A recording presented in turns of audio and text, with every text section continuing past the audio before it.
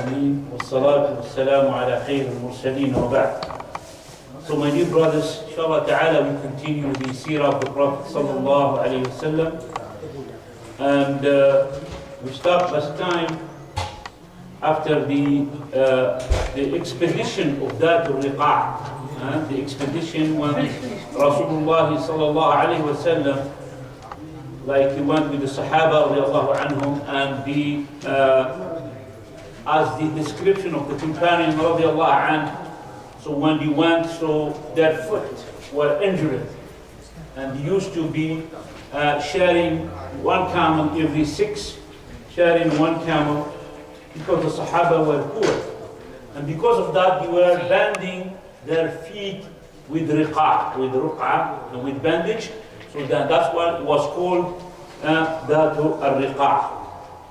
So after that, Rasulullah sallallahu he sent many expeditions, small expeditions, to these tribes of Ghatafan, like to teach them a lesson, because they stood with the kuffar of Quraysh against Rasulullah sallallahu and the Muslims.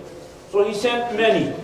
Some of them, like he sent Umar ibn Khattab with as a leader. Some of them he sent Bashir ibn Sa'd al-Ansari.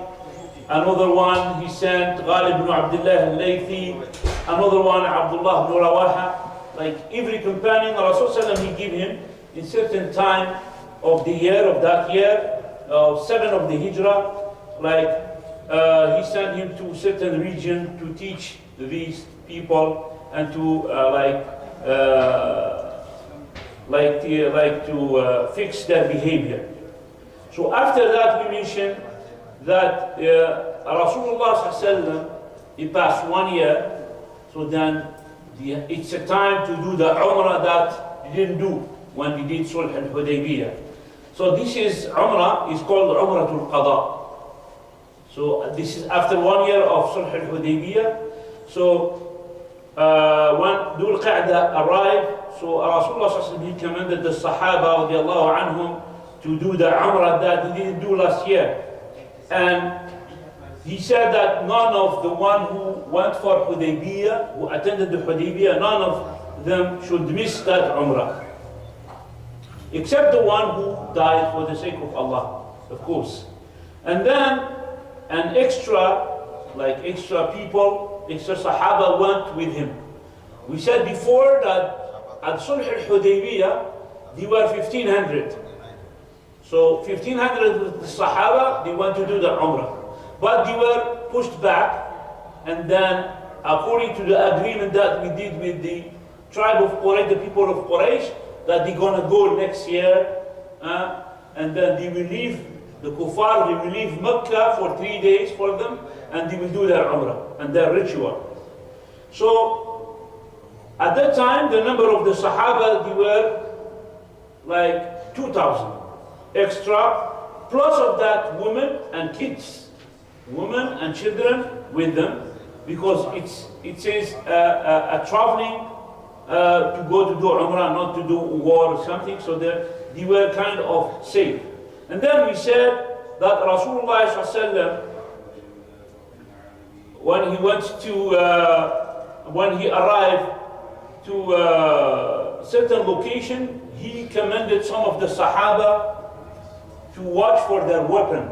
So he took with him weapon, but he left it before he arrived to Mecca, and he left some of the Sahaba to watch for this weapon, and he entered Mecca, which is in the small weapon like knife, that as it is in the condition that they agree with the kuffar of Quraysh. So Rasulullah sallallahu he was riding on top of his camel, al-Qaswa, and then the Muslims, they were holding the small sword in their hands, and then surrounding the Prophet sallallahu alaihi wasallam, of course, out of fear that the kuffar of Quraysh will attack them. Still, there is no trust. And then the mushrikeen, they went out of Mecca in the location called the mountain of It's a mountain in the north of the Kaaba, for them to see the Muslim making their Umrah. And then Rasulullah ﷺ, when he arrived and he started to do the Umrah, so the first thing that you do in the Umrah is the Tawaf. So Rasulullah ﷺ, when he heard that the kuffar of Quraysh, and the kuffar of Quraysh, he said, like, we see that the people of Medina, they coming with weakness, we see some weakness, and they have the sickness of Yathrib. So Rasulullah ﷺ, what he did, so he commanded the Sahaba to jog, which means to walk very fast for the first 3 circulation during the Kaaba. And this is what we do. And this is what we do. Like when we do Umrah, the first 3 rows, we do it faster. Run. Okay? So Rasulullah, he commanded the Sahaba to do that. Do the first 3 rows very fast. And then to walk in between the 2 corners, which is the Hajar al-Aswad and Rukn al-Yamani. And Rasulullah sallallahu alayhi wa sallam, he did that purposely. He did that purposely like for the mushrikeen that were watching them, like to see that the Muslims still strong. They are still strong and they are not weak as they were thinking, and for them to be not underestimating them. Also, he commanded the Sahaba anhum to do ittiba'. What is ittiba'? During that surrounding, which is uncovering the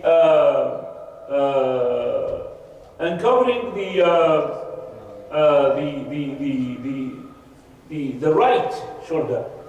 When you do that, when you go to the Umrah, like a lot of people do mistake. Like when they go, they put the ihram that side.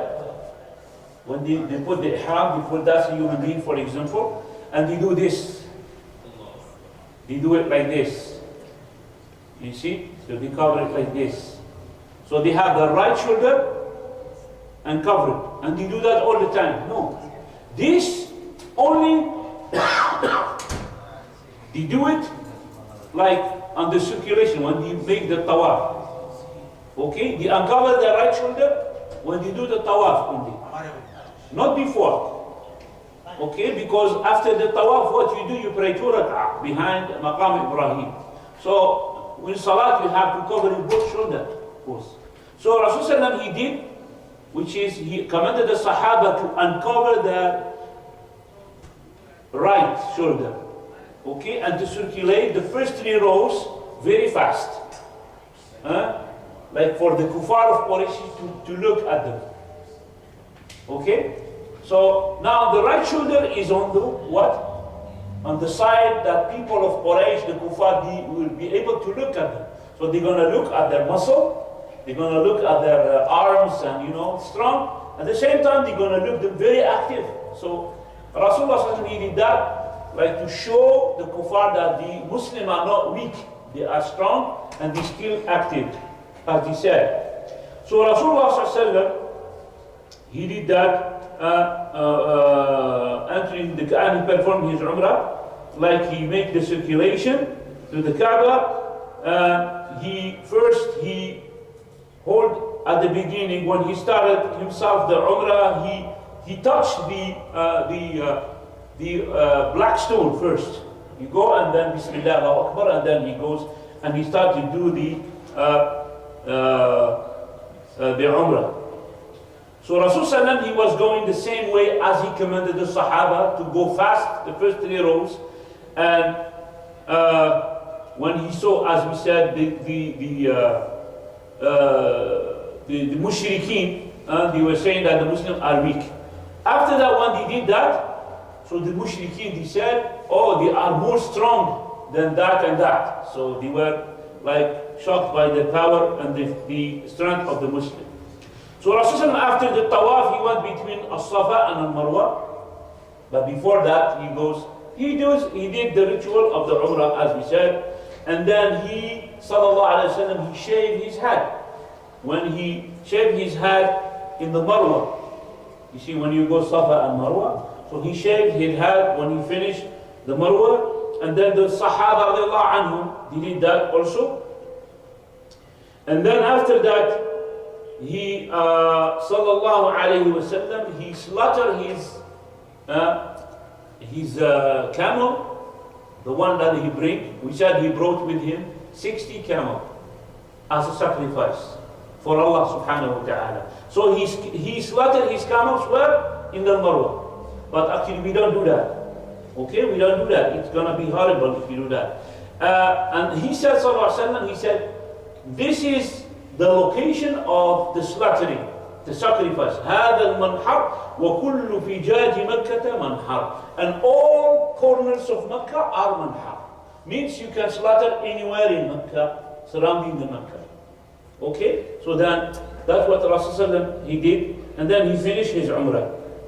And then after that, when he finished Sallallahu Alaihi Wasallam and the Sahaba their Umrah, so then he sent group of the Sahaba to the location where they put their weapon, their strong weapon, and then to make them replacing, switching the Sahaba who performed the Umrah to stay there, and the one who stayed watching for the weapons to come back and to enter Mecca and to perform their own Umrah radiallahu anhu. So Rasulullah sallallahu alaihi wasallam, he stayed in Mecca for 3 days as he agreed with Kuffar of Quraysh. So when he reached the morning of the 4th day, which means it's time to go, so he sent the Kuffar of Quraysh, they went to Ali radiallahu anhu, and then they told him, tell your friend, which is the man Rasulullah sallallahu alaihi wasallam, that you have to go out now. So then the time is past. So Rasulullah sallallahu alaihi wasallam, he went out of Mecca, and then he stayed in a location called Sarf, close to Mecca. So he was out of Mecca, and then he stayed there, he settled there. And then after that, when he went out, sallallahu alaihi wasallam, the daughter of Hamza radiallahu anhu, we know that Hamza radiallahu anhu, he passed away. So the daughter of Hamza, she was in Mecca. And when she saw the Prophet ﷺ getting out from Mecca, she ran behind him and she said, "Oh uncle, ya ammu, ya." She meant Rasulullah sallallahu alaihi wasallam. And then Ali ibn Abi Talib radiallahu anhu, he held her, which is he took her. And then he argued with Ali and Ja'far and Zayd, like which one is gonna be taking care of her, because she was alone. And her father passed away. Who's going to take care of her? And then Rasulullah sallallahu alaihi wasallam, he gave her to Ja'far radiallahu anhu to take care of her. Okay? So, because her, which is her aunt, which is the aunt of the daughter of Hamza radiallahu anhu, her aunt was the wife of Ja'far ibn Abi Talib. In this Umrah, also Rasulullah sallallahu alaihi wasallam, he married with Maymuna bint al-Harith radiallahu anha. Maymuna bint al-Harith is one of the wife of the Prophet sallallahu alaihi wasallam. And then before entering Mecca, Rasulullah sallallahu alaihi wasallam, he sent Ja'far ibn Abi Talib to Mecca to Maymuna, like to ask her for marriage. And then she put her matter, which means like her matter, like to be guardian for her, who's going to decide for her, who's going to marry her to Rasulullah sallallahu alaihi wasallam. She put it in the hand of Al-Abbas radiallahu anhu. Al-Abbas is the uncle of Rasulullah sallallahu alaihi wasallam. And then her sister, she was like the wife of Al-Abbas radiallahu anhu. So Al-Abbas, he was the responsible for her, and he married her to Rasulullah sallallahu alayhi wasallam. So when Rasulullah he went out from Mecca, so he like charged Abu Rafi' to bring Maymuna when he start working. And then Rasulullah he when he settled in that location, we said he stayed in Saraf. So he did what they call it, the marriage, which like the wedding there at that time in Saraf. It called Saraf. And then that Umrah was called, as we said, Umratul Qada, which means Qada means something that you didn't do, and then you are doing it. After that, Rasulullah ﷺ came back to Medina. After that Umrah, he sent many other expeditions. Now there is a lot of trouble. After Ghazwat al-Ahzab, the battle of the ditch, like the tribe of the Arabs who gather against the Muslim, like attacking the Muslim and Rasulullah, there were many. So Rasulullah, he was sending small troops to different locations, like to invite them to Islam, and then of course before you have to invite them to Islam, and then anyone who offer resistance and he resists against the Muslim, so then he will be fighted and he will teach them a lesson. So there is many expeditions Rasulullah ﷺ in that year.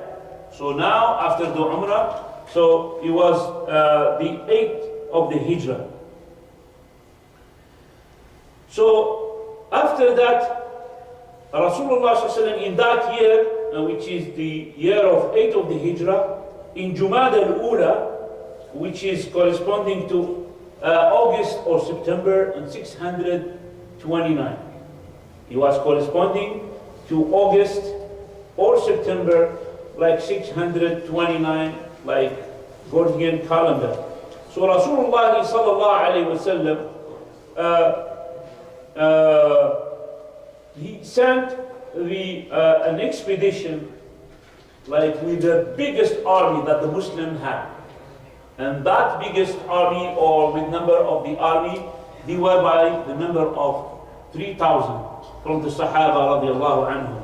So the reason for that, he sent them to Asham. He sent them to fight against the Roman. Not the Roman, but the ally of the Roman. Why the reason?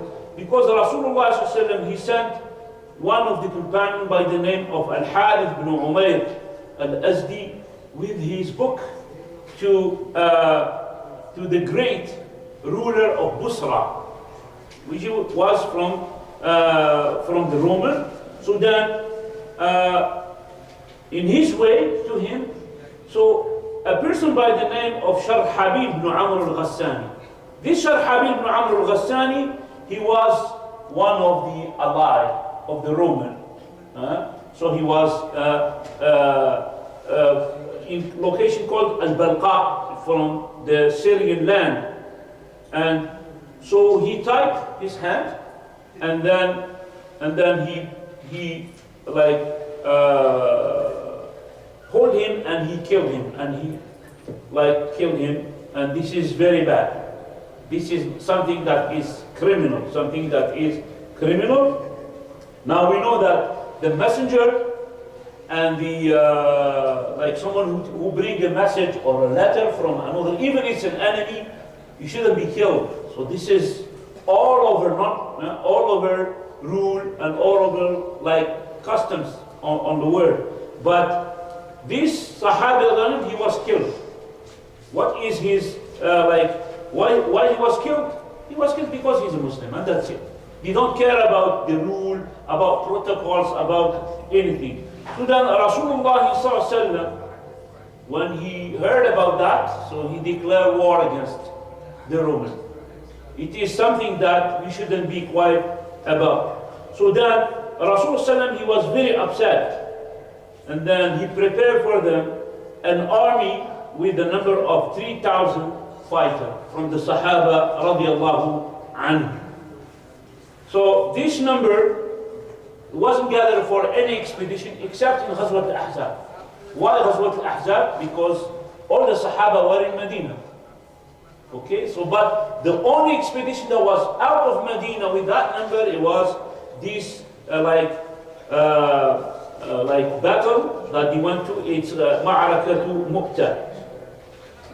So Rasulullah ﷺ, he commended and he put as a leader for this expedition, for this army, Zayd ibn Haritha. He put as a leader Zayd ibn Haritha. And Zayd ibn Haritha, he was very young, by the way. He was very young. And he said, sallallahu alayhi wasallam, if Zayd radiallahu anhu is killed, so then Ja'far ibn Abi Talib will be like leader. So the replacement of Zayd ibn Haritha, if he is killed, so then Ja'far ibn Abi Talib will what? Will take over, will replace him as a leader. This shows the importance of a leader and amir in an army. It has to be like that. Otherwise, you cannot lead. You cannot rule that army. So it has to be a leader. So he says, if Zayd is killed, so then Ja'far ibn Abi Talib will be the leader. And then he said, if Ja'far is killed, so then Abdullah ibn Rawaha will be the leader. And then after that, he, sallallahu alayhi wasallam, he gave them a white flag. This white flag, called in Arabic al-liwa. So this is very important for the army. Like, you know, you have a liwa. At the time, the flag, it should be up all the time. If the flag is down, that means it's defeat. If the flag is up, so that's why we see in the war, so then when they have victory, so then they go on top of the mountain, they put that flag, so that we get victory. It was the same thing. So that flag is a symbol of that we still standing up. So Rasulullah, he gave that flag, which is white flag, like to be for them as like it will be for who? For the leader of the Muslim, which is Zayd ibn Haritha at the time. So Rasulullah sallallahu alayhi wasallam, he said to them, go where Al-Harith ibn Umayr was killed. So Rasulullah, he wanted to teach the people who killed Zayd Al-Harith ibn Umayr, the messenger, to teach them a lesson. But before that, he said sallallahu alayhi wasallam, he told them to call whoever was there to Islam at the beginning. فَإِنْ أَجَابُوا وَإِلَّا إِسْتَعَانُوا بِاللَّهِ عَلَيْهِ. If they answered them back, if they were positive, so then that will be okay. But if they refuse and they stand against them, so then they seek support from Allah and then fight with them. And then he said to them, أغزوا بسم الله في سبيل الله من كفر بالله. He says, go fight for the sake of Allah, whoever disbelieves in Allah. لا تغدروا, don't betray. ولا تغيروا, and do not change. ولا تقتلوا وليدا ولا امرأة, and don't kill any child or any woman. ولا كبيرا فانيا, and not even an old man who is very old. ولا منعزلا بصومعة, or even someone who is alone, staying away from the war in his temple. Okay? ولا تقطعوا نخلا ولا شجرة, and do not cut any palm tree or a tree. ولا تهدموا بناء. So all this command Rasulullah he gave to the Sahaba radiallahu, and do not destroy any building. So you see, just go and do your duty as a fighter for the sake of Allah. Don't transgress, don't betray, don't, and so all this what we said that Rasulullah told them. And then Rasulullah he prepared that army, and then the Sahaba, the people of Medina, so they were giving them what do you call it, the greeting at the end. They call it farewell, yeah? Farewell, yeah? They call it the farewell. And then Abdullah ibn Rawaha, he was crying at the time. One of the great companions. So he was crying, and then they said to him, what makes you crying? So then he said, أما والله ما بحب الدنيا ولا صبابة بكم ولكني سمعت رسول الله صلى الله عليه وسلم يقرأ آية في الكتاب لا يدخل فيها النار وإن منكم إلا واردها كان على ربك حتما مقضيا. So Abdullah ibn Uhari was crying, and then he told him, why are you crying? Maybe he's scared or something. So he said, no, I'm not scared, or I need to stay in Medina and so. But I heard the Messenger of Allah reciting an ayah talking about the hellfire, that none of us except he will reach it. And then this ayah, Surah Maryam, وَإِن مِّنكُمْ إِلَّا وَارِدِهَا. Surely none of you except that he will reach the hellfire. كَانَ عَلَى رَبِّكَ حَتْمًا مَقْضِيًّا. It is for your Lord something that it has to happen. So then he said, and I don't know how I behave and how I will be like after I reach the hellfire. Like that, how would he understand? So that the Sahaba who were in Medina, they said to him, صَحِبَكُمُ اللَّهُ بِالسَّلَامَ وَدَفَعَ عَنْكُمْ وَرَدَّكُمْ إِلَيْنَا صَالِحِينَ غَانِمِينَ. So then he give them the farewell and the good words. But talking about this ayah, Abdullah ibn Rawaha, he heard that. So what's the meaning of every one of us will reach the hellfire? It is when the believer or the disbeliever, they go to the hellfire. The hypocrites will go to the hellfire. But what about the believer that enter paradise? It is when we pass the bridge. So that's the meaning of we reach the hellfire.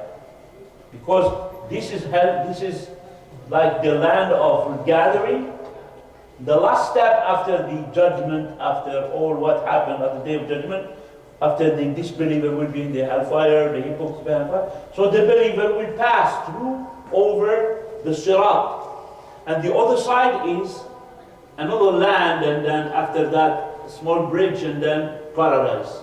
So for you to go to paradise, you have to pass over the Sirat.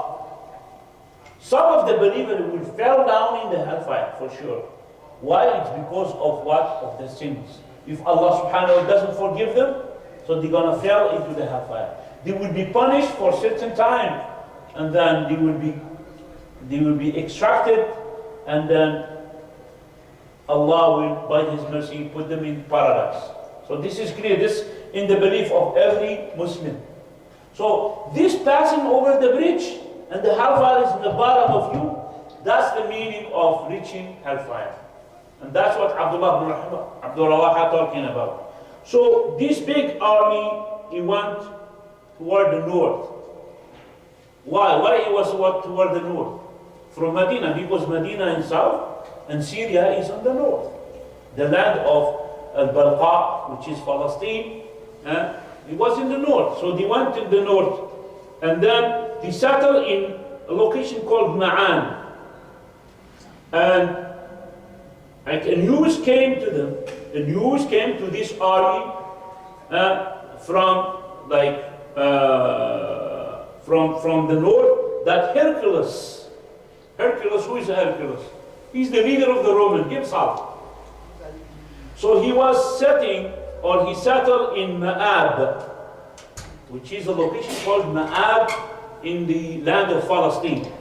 Okay, he settled there waiting for the Muslim. With him, 100,000 of the Roman. So now 3,000 facing 100,000 of the Roman. Now the Sahaba, they did not expect, they want only for that small location where the messenger of the Prophet ﷺ was killed. But they did not expect that the Roman will prepare for them 100,000 Roman to fight against them. So, not only that, and then with 100,000 of the Roman, so it add with them the tribe that were the ally, the tribe of the Arabs, like the people who were in Syria, and so they are tribe, like Al-Ghassasina. Those are Arabs, but they belong to they form an alliance with the Roman, and the Roman, they were ruling them. So they gathered with them, and they were also by the number of all of them together from the tribe of Lakham, Judam, Balqin, wa Bahra, wa Beli. So all these tribes, the Arabs surrounding Asham and with 100,000 or so. So how many people are facing the Muslim now? 200,000 facing 3,000.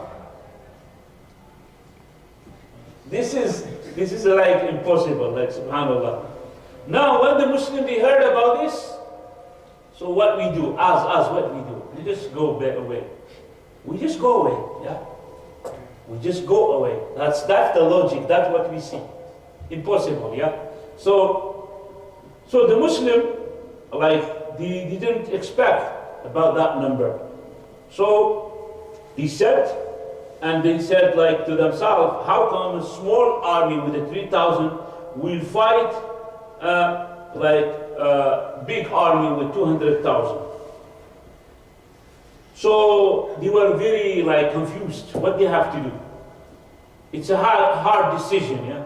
So then they said, and they were consulting each other. Who are consulting? This the leader of the army, which is Zayd ibn Haritha, Ja'far ibn Abi Talib, Abdullah ibn Rawaha, and all the leader of the army of the 3,000 of the Muslim. So they stayed two nights thinking about 2 nights in that location. They heard the news and they say 2 nights to make a decision. You gotta go back, go forward, or they stay, or they send a letter to the Prophet ﷺ, what you have to do. And then he said to them, we write to the Messenger ﷺ, and then we will tell him about the number of our enemy. The number of our enemy. So he will have 2 things.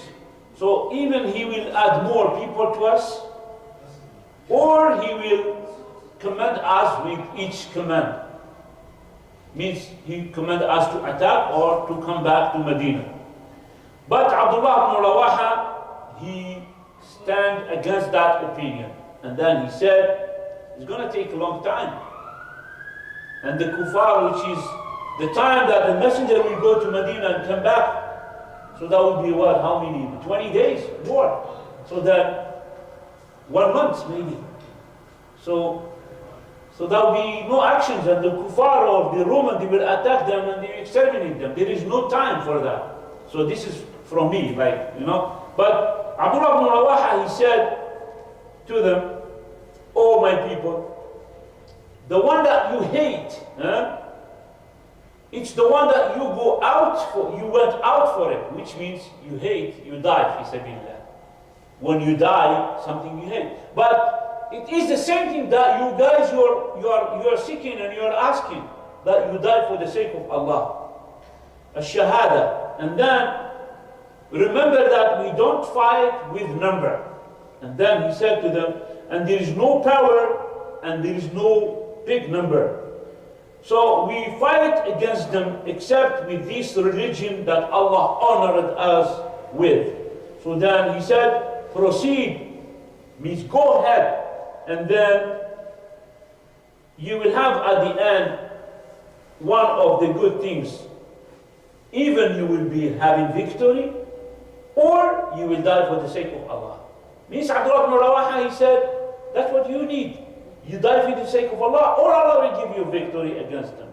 And then, at the end, all the Sahaba, all of them, they agree upon, and there were no arguing. And this is very important. Look at this. 200,000 people, 3,000, and then one of the companions, sincerity, telling them, and no arguing, and all of them, they want the same opinion. Look at the quality of the Sahaba. Any other group, maybe you see maybe 90% run away. Yes? Maybe 10% they will argue, some of them will do that. But all of them, 3,000, all of them, they proceed and they went. Subhanallah. We think about it, how the Sahaba were, radiallahu anhu. So, after they stayed 2 nights in that location, so then they proceed toward the enemy to attack 200,000. So the groups of the army of Hercules, it met with them in a location by the name of Masharif. And then the Muslims, they went to a location away, it's called Mu'ta. So the Muslim, they settle in the location like this. They thought that it is to be protected. That location is called Mu'ta. And the Roman were in Masharif. And then they plan that the right, who is going to be responsible for the right. All the planning of the war, as it's normal. They have to plan. It's not like just go like that. It's very organized. So in this location that is called Mu'ta, the two groups, they met, which is the Roman with the Muslim. And then starting the fighting, 3,000 facing the attack of 200,000. 3,000 facing the attack of 200,000. So, like, this has never happened in the history, okay? This has never happened. And then everyone, like, surrounding, which is these lands, you're observing and watching these things. So, at the beginning, the flag, as we said, the flag, so it was taken by Zayd ibn Haritha. So, who is Zayd ibn Haritha? Who knows him? He's the son-in-law of his son-in-law that he was taking care of. He took him care and he used to love him a lot. And he used to be like his son. Okay, and adopted him. Rasulullah is adopted him. Okay, this is Zayd ibn Haritha radiallahu anhu. So, and then he was fighting. Like Zayd ibn Haritha, look at this, he was fighting. Not sitting in a location as the normal army do. You know, they settle in the camp and then they rule. Like that. That's it's normal, and it's also normal. But the Sahaba, the ruler, the leader is fighting. Okay? So he was fighting, and then, of course, the Roman, whoever taking of the flag, which means the symbol of the power of this army, so they're gonna concentrate on him. And then he was killed, radiallahu anhu. He was killed, radiallahu anhu, till what, like the spears and everything was on him, and he died, radiallahu anhu, Zayd ibn Harith. Who's gonna take it next? Ja'far ibn Abi Talib. So then Ja'far ibn Abi Talib, he took the flag. He took the flag, and then he started fighting the same way with the Roman, and then till he was tired. He has to be tired, yeah? He has to be tired. So till he was tired of Allah, and then he came down from his horse, and then they call it in Arabic aqaraha. Like, you know, when you are on your horse, you are kind of protected. You can run away if you want. So now when he feels tiredness, he doesn't want to go back, so he killed his horse. He killed his horse for him to stay in the battlefield. And then he took the, he's still taking the flag and fighting at the same time, till his right hand, the one that was holding the flag, so he was cut off. So they cut his hand. So the flag went down on the ground. So he took it by his left, and then he's still taking the flag. So they cut his left hand. And then after that, radiallahu anhu, he hold it by his two arms, which is the rest of his hands. He hold it by his two arms. So then when he did that, radiallahu anhu, so he was killed, like arrows, you know, anything. So then till he was killed, radiallahu anhu. So it was said that a Roman, he hit him with the sword, one hitting with the sword, and he cut him two pieces. Means maybe from here and then two pieces. So then, you know, the sword is very sharp, by the way. So then he cut him two pieces, radiallahu anhu, and he passed away. And because of that, what happened to him, as Rasulullah said that Allah gave him, instead of his hands in paradise, He gave him two wings. He gave him 2 wings, and he fly whatever he can, whatever he wants in paradise. That's why they call him, he has a name, Ja'far al-Tayyar. He used to call him Ja'far the flyer, not the flyer, the one who flies. Ja'far the one who flies. Okay? Why? Because Rasulullah, he said that. And by the way, Rasulullah, he was in Medina, and he was telling the news to the Sahaba radiallahu anhu about what is happening. Radiallahu anhu. And then, this is about Ja'far. So,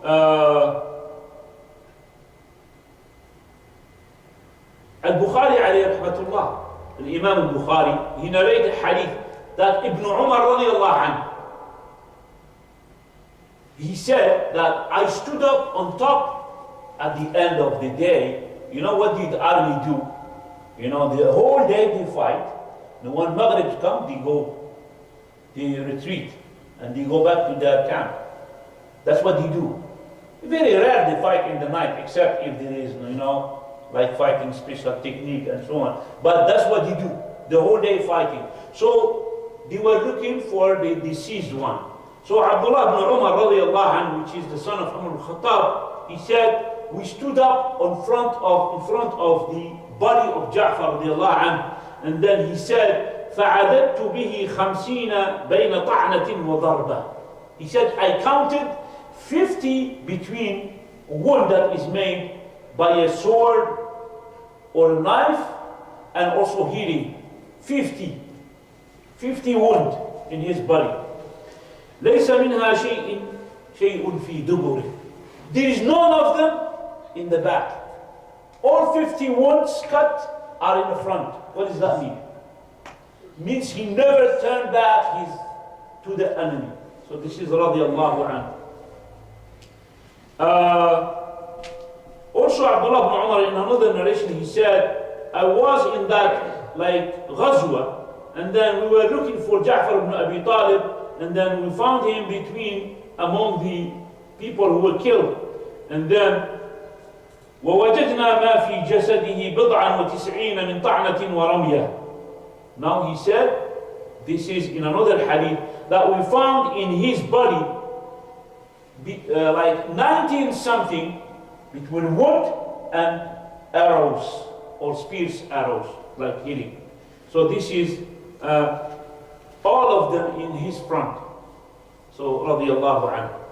So after that, the killing of Ja'far, who took care of the flag, and the Muslims are fighting, by the way. Abdullah ibn Rawaha. It is the command of Rasulullah sallallahu alaihi wasallam. So Abdullah ibn Rawaha radiallahu anhu, he took it, and he was on top of his horse, and then he used to be a poet, like he used to say poet all the time. And then he said, he was being, like the Arabs, when they say poem, it's from their hearts. It expresses their feeling. And also, the poem is very strong, like it gives you power, you know, like there is a lot of wisdom in it. So it has like, it has power. It gives you power, like you see poem. So, he went down from his horse fighting. As we said, the reason is the same as Ja'far ibn Abi Talib did. So Ibn Umar radiallahu anhu, he brought him, while in the battlefield, he brought him like part and leg or something from meat to eat. You know, fighting and eating, there is no time. So he said, "Shudda biha sulba." Take this, eat this, so then you have energy and you fight. So then, فَإِنَّكَ قَدْ لَقِيتَ فِي أَيَّامِكَ هَذِهِ مَا لَقِيتَ. So he said, because we struggle and you struggle, so then eat this and then you will be more strong if you eat it, and then you can be resisting. So then Abdullah ibn Rawaha, he just take one piece, he bite from it, and then he threw it, and then he took his sword, and then he was fighting till he was killed, radiallahu anhu. So all of them, all the leader, like the Rasulullah, they selected, all of them died. Now, there is how the Muslim will be like agreeing upon like who is going to lead them.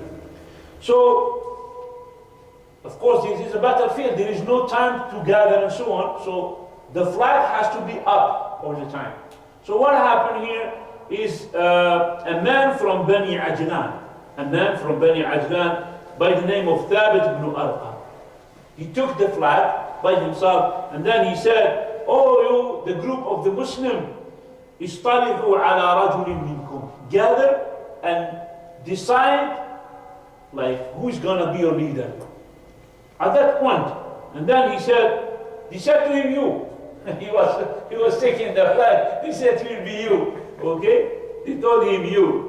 So then he said, "Ma ana bifa'al." I'm not going to be that one. So then فَاصْطَلَحَ النَّاسُ عَلَى خَالِدٍ وَلِيدٍ. So then people at the time, they gathered and they said, Khalid bin Walid. Why Khalid bin Walid? Khalid bin Walid, we know him. He was not among the leaders that Rasulullah selected, but he was among the army. But they know him that he's strong and very smart and so on, so on, so on. And the Muslims suffered from him when he was a disbeliever. We know the battle of Uhud and so on. And you were right. So they put Khalid bin Walid as a leader. So then Khalid bin Walid, he took the flag.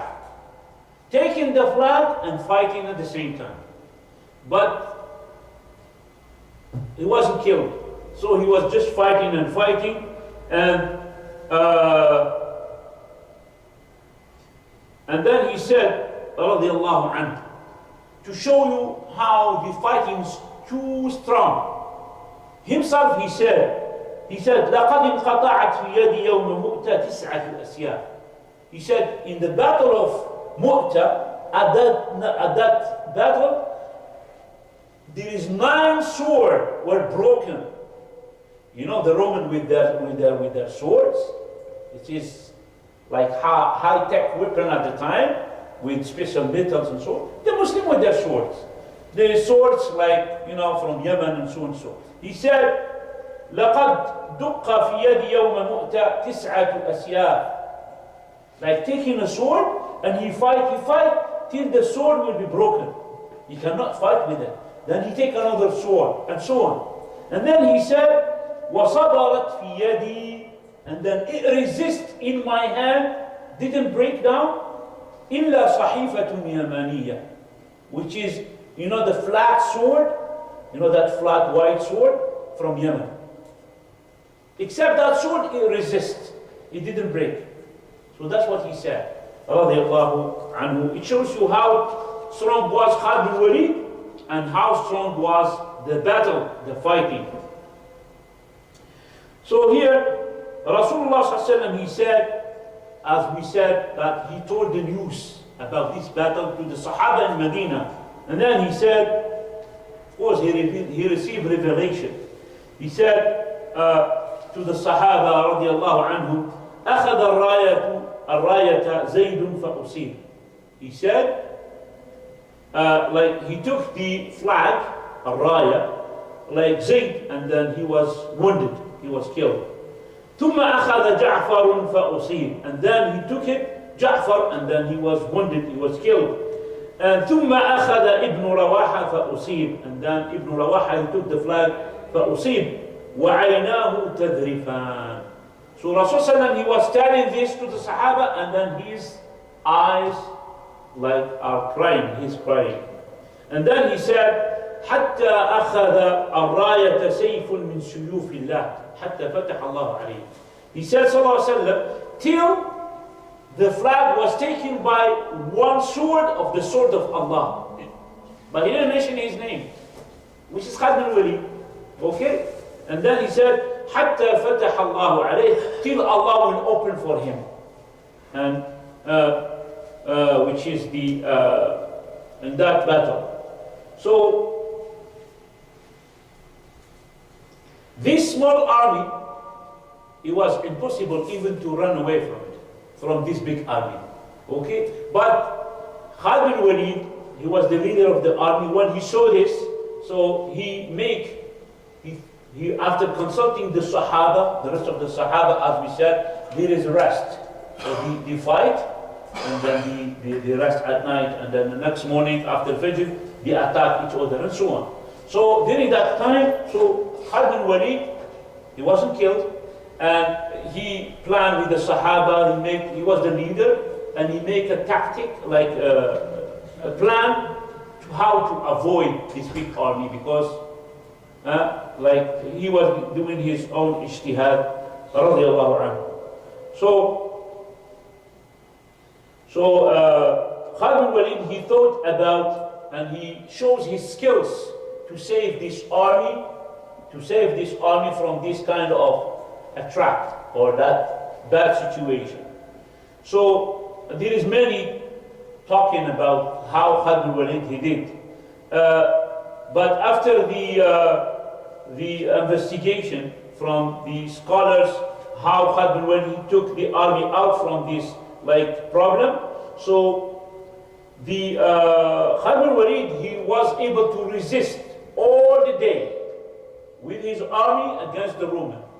Alhamdulillah, he will not kill all of them. So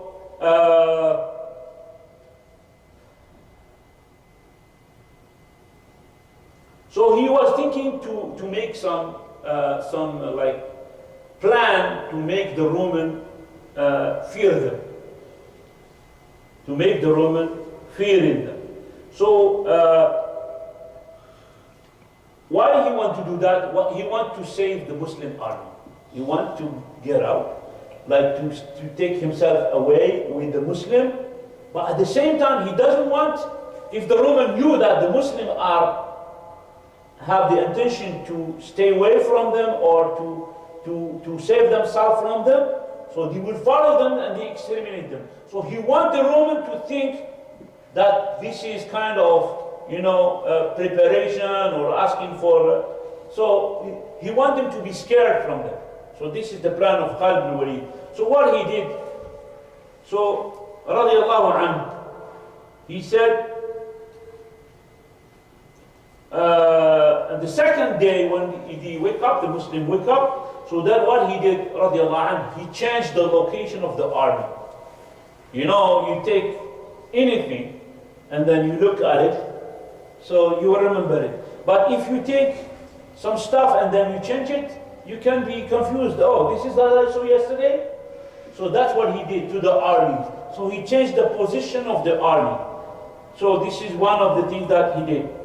So he said he changed the position of the group of the army, and then he put more, for example, like number in the front, less number in the right, and so on. He changed the position of the group of the army.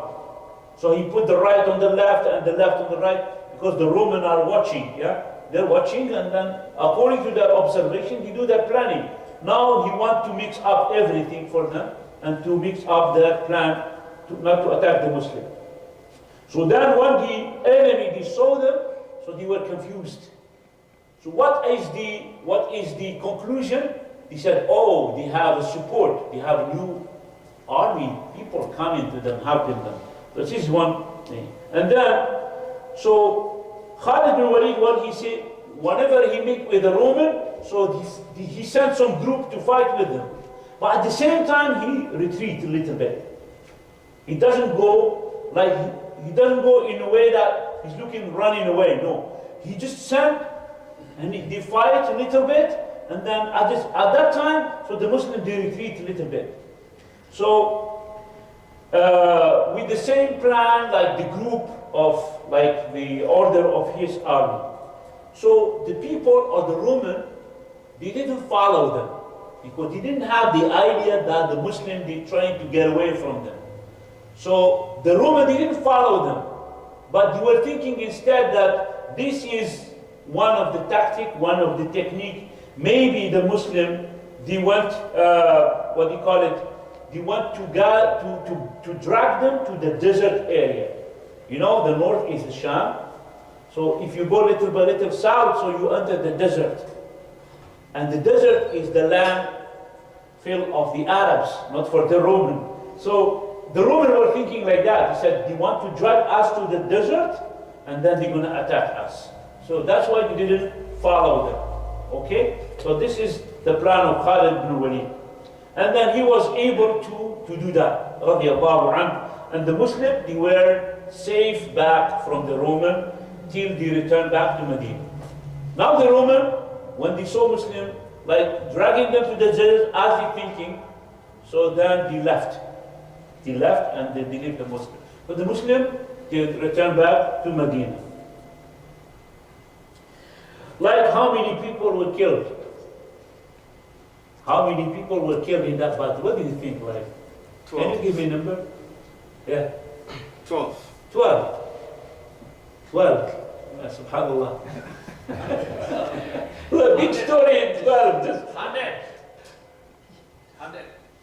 no, 12. 12. That's true? 12, yeah. Yeah, it's true, yeah. It's true. So, What is called the battle then? huh?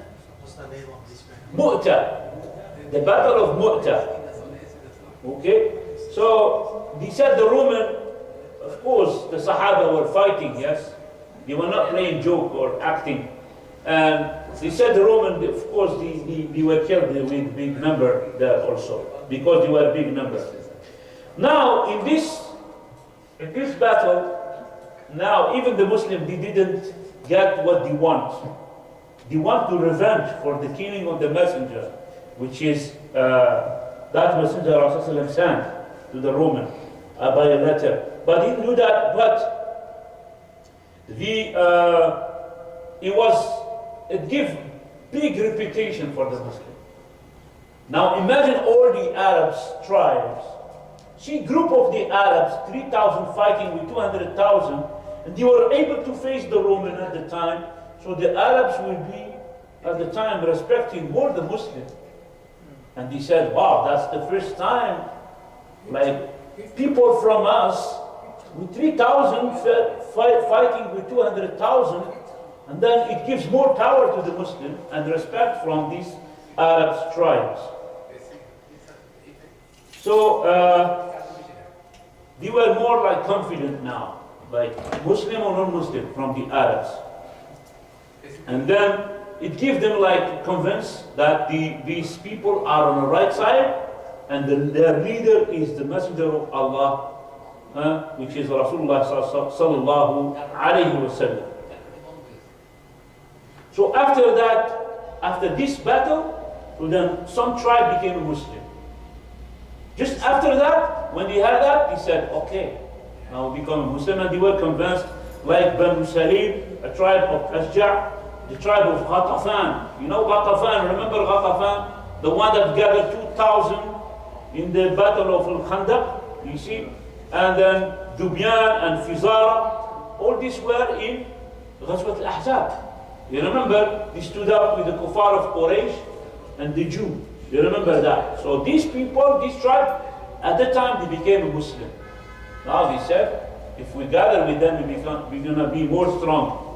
So this battle, it was the beginning or the starting up of the next battle that the Muslim will do in the land of Asham. So this is the battle of Mu'ta, okay, the battle of Mu'ta. Is it time for Adhan? No. So because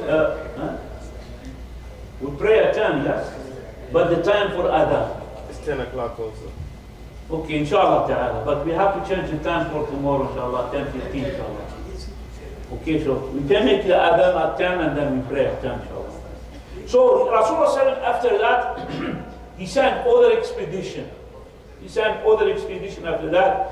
One of the expedition is called the expedition of Baitul Salasil.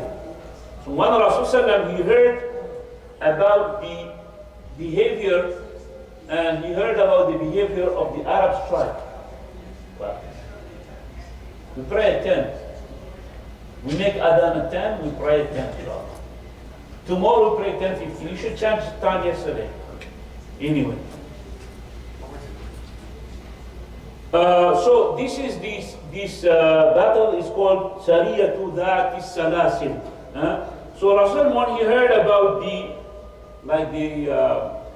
position of the tribe, Arabic tribe that were in the edges of Asham, in the Battle of Mu'tah.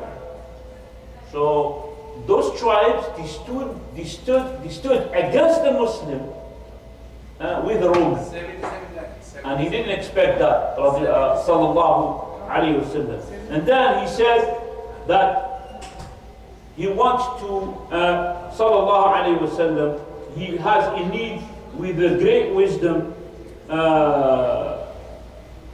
like to put like a separation between these Arabs and the Romans.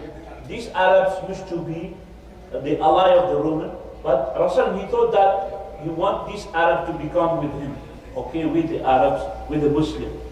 So, like in the future, like those Arabs, he will not be with against them with the Roman for the next time. So Rasul Sallam, he sent Amr ibn al-As, radiallahu anhu. You know, Amr ibn al-As is considered to be one of the smartest of the Arabs.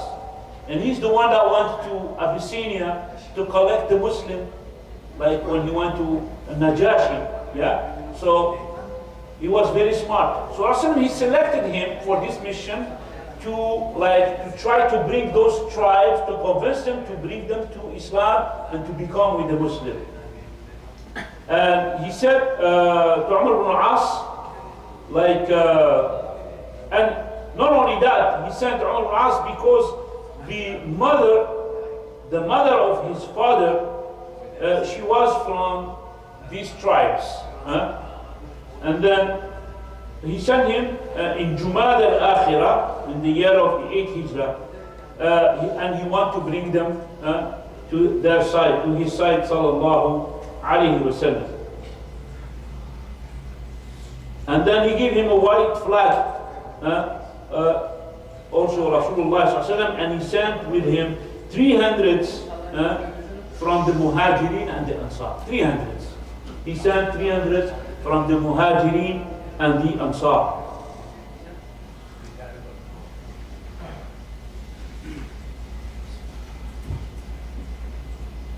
So he sent many other Sahaba to other tribes that surround Asham.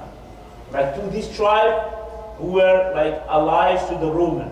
So he wanted them to be in his row. Okay? So not to like the battle of Mu'tah, the situation of Mu'tah not to happen again. Because who made that number 200,000? It was by them supporting the Roman. 100,000 from the Roman and 100,000 from this tribe. So at least he wanted to collect and to gather all this tribe, the Arab tribe, to his side, sallallahu alayhi wasallam. So then he sent the Sahaba radiallahu anhum to convince these Arabs that are in the Sham to be with the Muslim. Inshallah ta'ala, we're going to stop here and then we perform the adhan, inshallah ta'ala. And then 1 minute after 2 minutes, we pray al-Isha. Tomorrow, inshallah ta'ala, Salat al-Isha will be 10:15, inshallah. Okay? أقول قولي هذا.